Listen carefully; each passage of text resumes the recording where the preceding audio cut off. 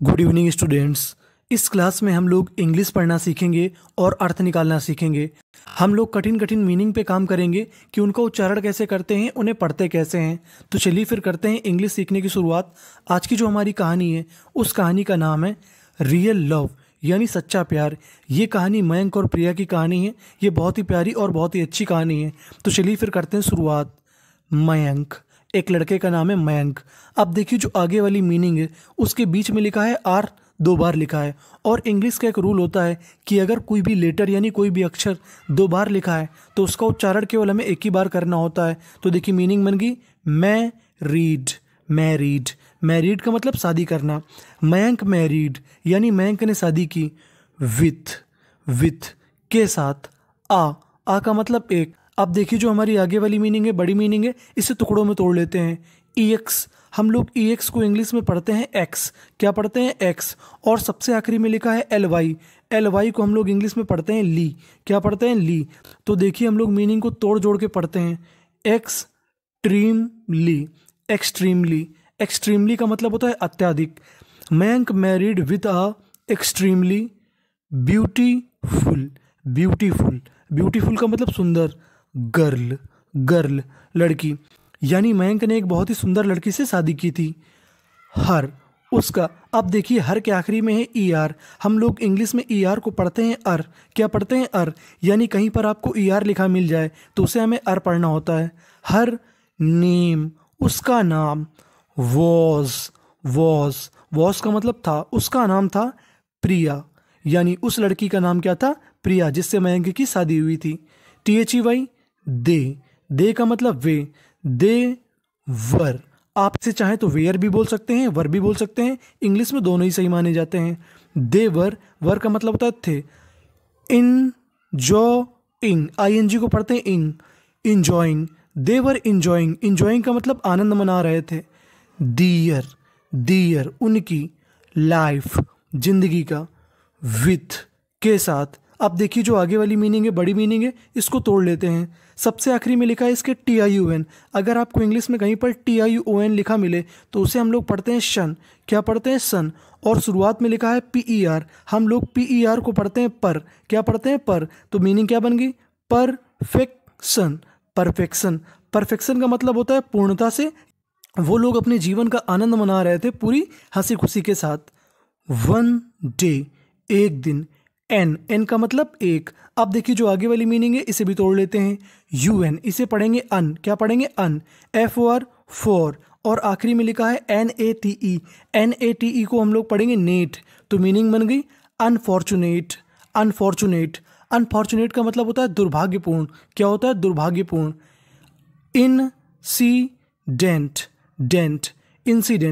Incident का मतलब होता है हादसा। अब देखिए जो आगे वाली मीनिंग है, बड़ी मीनिंग है, उसे भी तोड़ लेते हैं। इस मीनिंग के आखिरी में लिखा है ED।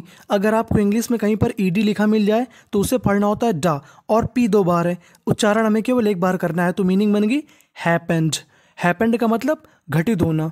विथ, के साथ। प्रिया, यानी एक दिन दुर्भाग्यपूर्ण हादसा घटित हो जाता है। किसके साथ?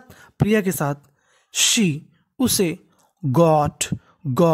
अब देखिए जो आगे वाली मीनिंग है, बड़ी मीनिंग है, इसे तोड़ लेते हैं। सबसे आखिरी में लिखा है TED। अगर आपको इंग्लिश में TED आखिरी में लिखा मिले तो उसे हम लोग पढ़ते हैं टेड। क्या पढ़ते हैं? टेड। और F 2 बार, उच्चारण एक बार करना है। तो मीनिंग बन गई अफेक्टेड का मतलब होता है प्रभावित होना। यानी शी गॉट अफेक्टेड, वो प्रभावित हो गई।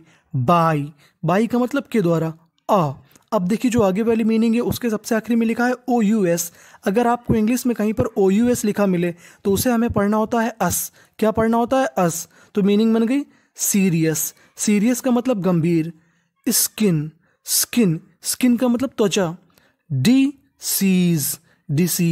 डिसीज का मतलब बीमारी। यानी उसको एक बीमारी हो गई। किसकी बीमारी हो गई? त्वचा संबंधित बीमारी हो गई। किसे? प्रिया को। हर, उसकी। स्किन, त्वचा का। कलर यानी उसकी त्वचा का रंग। वॉज। टर्निंग का मतलब परिवर्तित हो रहा था।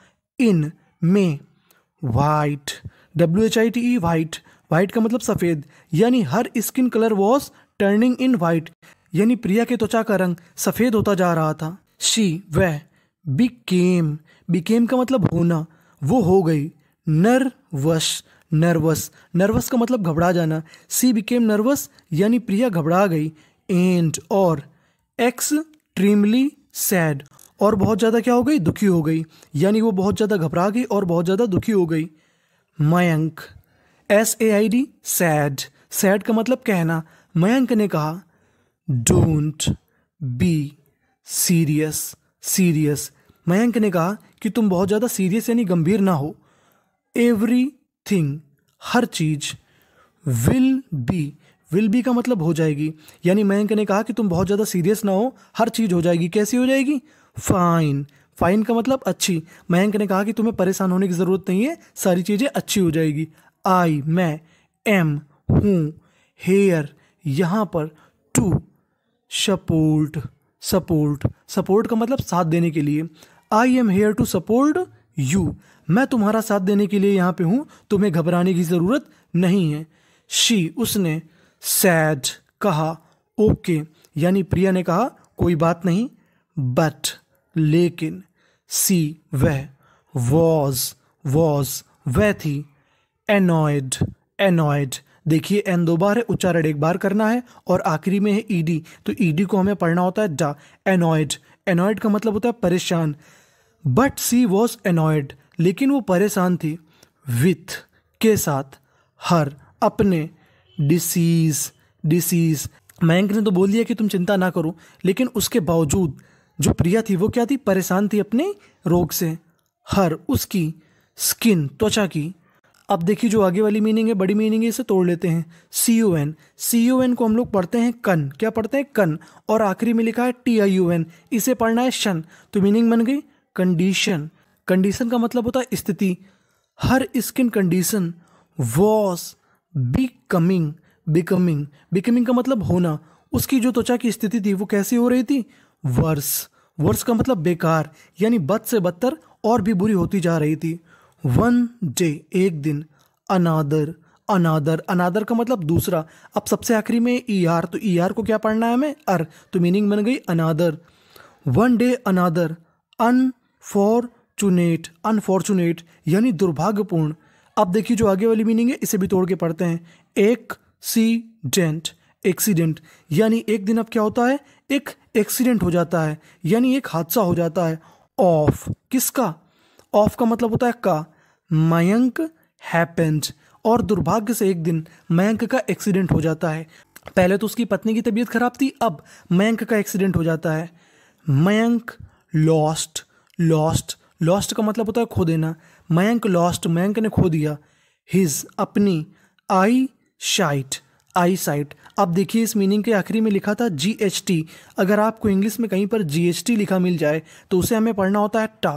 क्या पढ़ना होता है, टा। मयंक लॉस्ट, यानी मयंक ने अपने आंखों की रोशनी खो दी। इन दैट, उस। एक्सीडेंट, यानी उस हादसे में मयंक ने अपने आंखों की रोशनी खो दी। प्रिया हेल्प्ड, हेल्प्ड, हेल्प का मतलब मदद करना, और आखिरी में ED है तो मदद की। प्रिया हेल्प्ड हिम, उसे। एवरी, एवरी का मतलब हर। पॉसिबल, पॉसिबल, देखिए इस मीनिंग के आखिरी में लिखा है BLE, अगर आपको कहीं पर BLE लिखा मिले तो उसे पढ़ना होता है बल। क्या पढ़ना है, बल, और S दो बार है, उच्चारण एक बार करना है, तो मीनिंग बन गई पॉसिबल। पॉसिबल का मतलब होता है संभव। वे, तरीका, यानी प्रिया ने भी हर संभव तरीके से मदद की। किसकी मदद की, मयंक की मदद की। बट, लेकिन। सून, कुछ दिनों बाद। प्रिया सफर्ड, यानी परेशानी हुई। विथ हाई फीवर, फीवर यानी अब कुछ दिनों बाद क्या होता है, बहुत ज़्यादा तेज बुखार आ जाता है। किसे आ जाता है, प्रिया को। सी, उसे। Was, she was admitted, mitted. अब देखिए T दो बार है, उच्चारण एक बार करना है, और TED इसे हमें पढ़ना है टेड। सी वॉज एडमिटेड, और उसे भर्ती कर दिया गया। टू हॉस्पिटल, हॉस्पिटल यानी अस्पताल में। जब प्रिया को बुखार आया तो उसे कहाँ पे भर्ती कर दिया गया, अस्पताल में। आफ्टर, के बाद।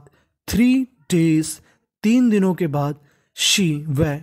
Died, died. अब देखिए इस मीनिंग के आखिरी में है IED, IED को हम लोग इंग्लिश में पढ़ते हैं आइड। क्या पढ़ते हैं, आइड, तो मीनिंग बन गई died. After 3 days she died, और 3 दिनों बाद वो मर गई। कौन मर गई, प्रिया। सीइंग, देख करके, हर उसकी डेड बॉडी, उसकी डेड बॉडी को देख के, मयंक। अब देखिए जो आगे वाली मीनिंग है उसके आखिरी में है आईईडी। आईईडी को हम लोग पढ़ते हैं आइड। क्या पढ़ते हैं? आइड। Seeing her dead body Mayank cried. Cried का मतलब रोना। उसकी डेड बॉडी को देख के मयंक रोने लगा। With a great noise. Great noise का मतलब तेज आवाज के साथ। मयंक तेज आवाज से रोने लगा। आफ्टर सम टाइम, कुछ समय बाद। सम टाइम का मतलब कुछ समय बाद। अ मैन, एक व्यक्ति ने, आस्क्ड, आस्क्ड का मतलब पूछा, हिम, उससे। कुछ दिनों बाद मयंक से एक आदमी ने पूछा, कैन यू सी, क्या तुम देख सकते हो? आई थिंक मुझे लगता है, you lost your I site, मुझे तो शायद ये पता था कि तुमने अपनी आंखों की रोशनी खो दी है, शायद तुम देख सकते हो।